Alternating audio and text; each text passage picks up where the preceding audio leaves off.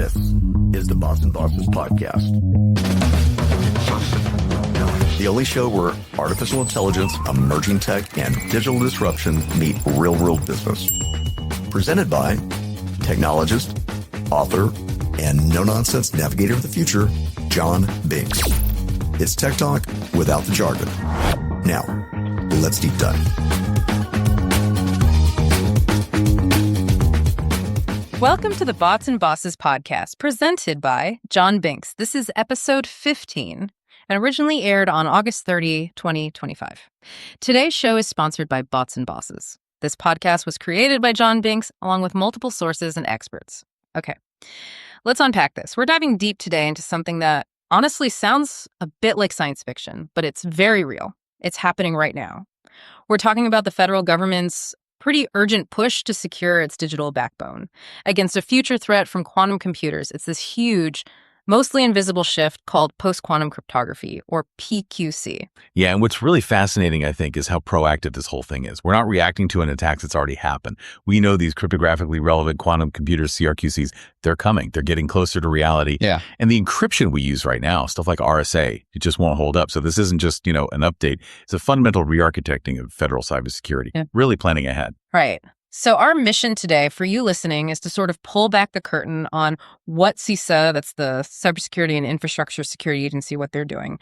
We want to give you a clear picture, especially if you're a tech vendor or work in a federal agency, about this upcoming list of PQC-enabled products. We'll get into the what, the why, and the how of it all.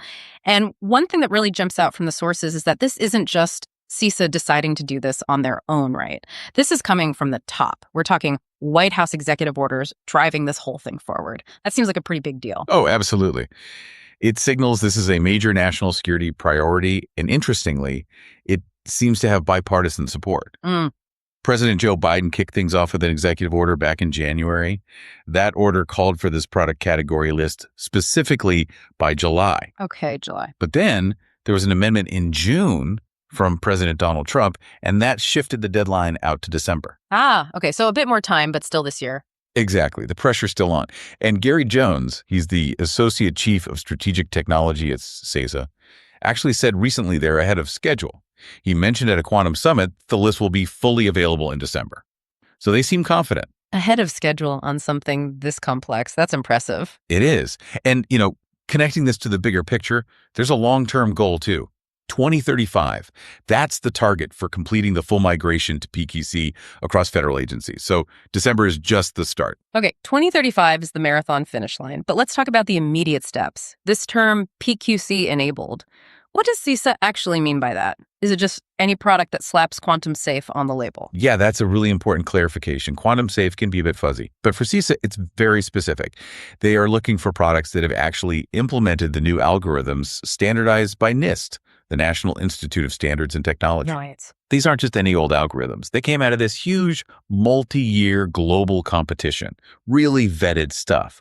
We're talking about fundamentally different math problems than what current encryption like RSA relies on.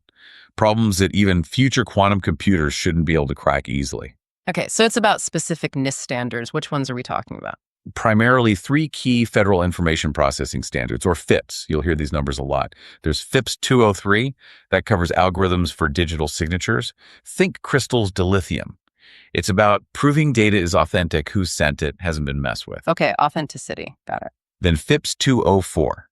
This is for key establishment, like Crystal's Kyber. This is how you securely agree on secret keys to set up a secure channel. Super fundamental. Right, setting up the secure connection. And FIPS 205 covers hash-based signatures like SFIN-CS plus OPIX. It's another way to do digital signatures. All three of these are designed specifically to resist attacks from those future quantum computers, the CRQCs. FIPS S 203, 204, 205. Got it. That's helpful detail for, anyone trying to understand the technical requirements. Now, this whole effort sounds massive.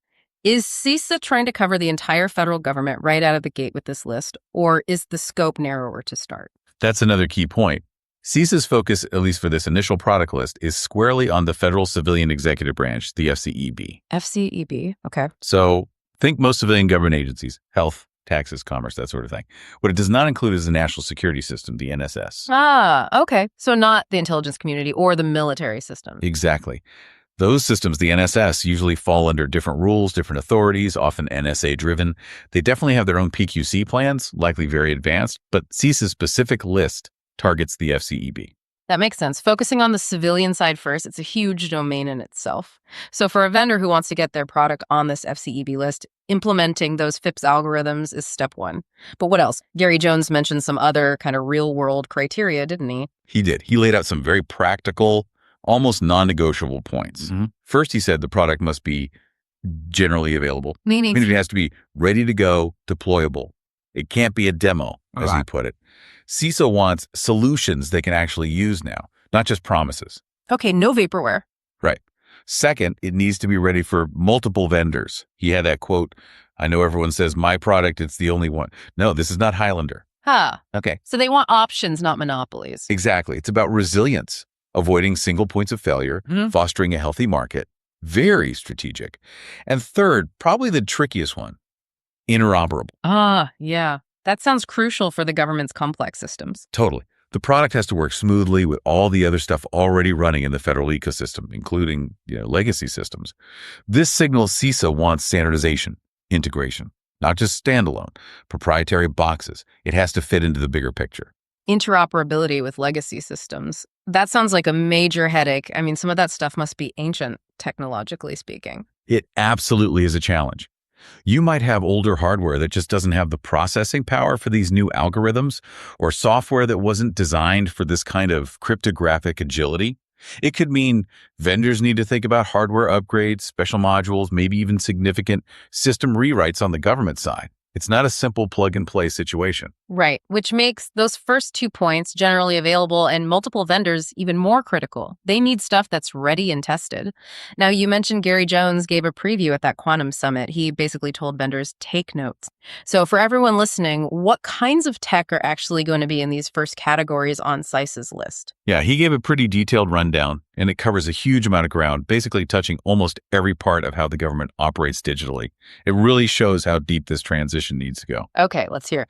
All right, so kicking things off, the absolute foundation, networking and hardware software category, plus telecommunications hardware, routers, switches, the pipes themselves. Makes sense. Secure the network first. Then where the work actually happens, computers. Right. That includes operating systems, hypervisors, containers, the whole platform. Okay. Next, data storage, SANs, storage area networks. Huge amounts of data stored there.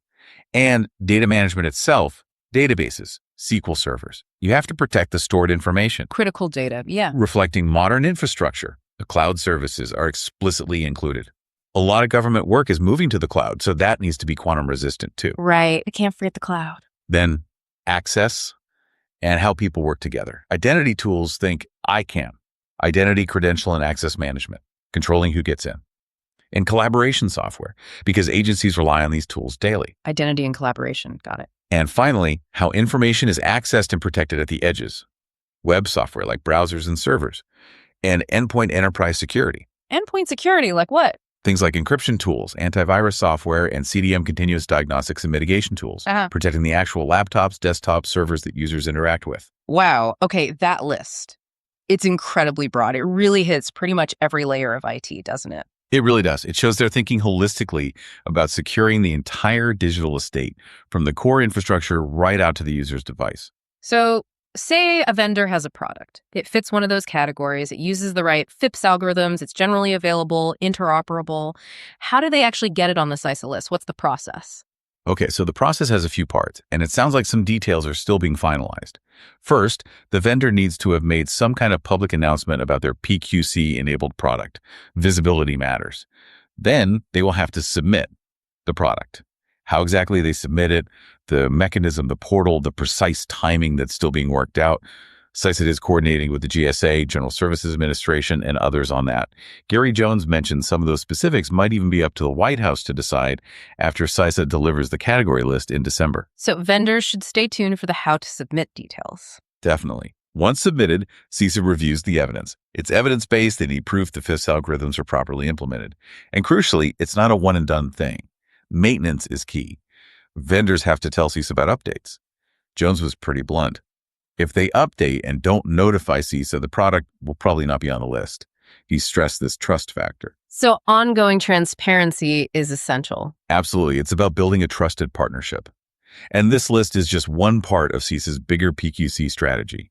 They're also pushing automated tools to help agencies find where they have vulnerable crypto, engaging with state and local governments, and looking hard at operational technology, OT. OT, like industrial control system. Exactly. Things like power grid controls, water systems, often older, less secure systems that are critical infrastructure. That's a huge area of concern too. So the message to everyone, agencies, vendors, contractors is inventory your crypto now, figure out how agile your systems are, and start talking to CISA early. Okay, so putting it all together, this deep dive really highlights a massive proactive overhaul in federal cybersecurity, doesn't it? It's not just tweaking things.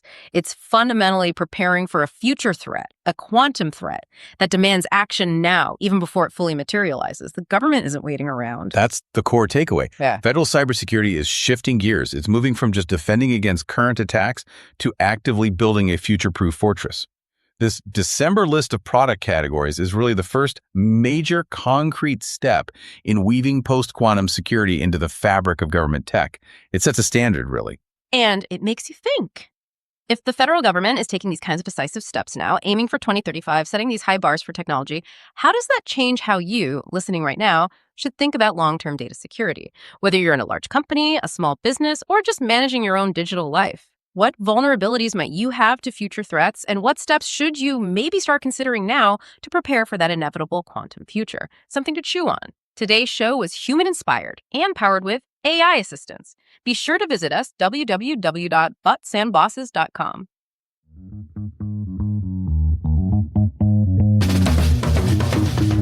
That's a wrap on this episode of the Bots and Bosses podcast. Remember, the bots are getting smarter, but you're still the boss. For now, see you next time.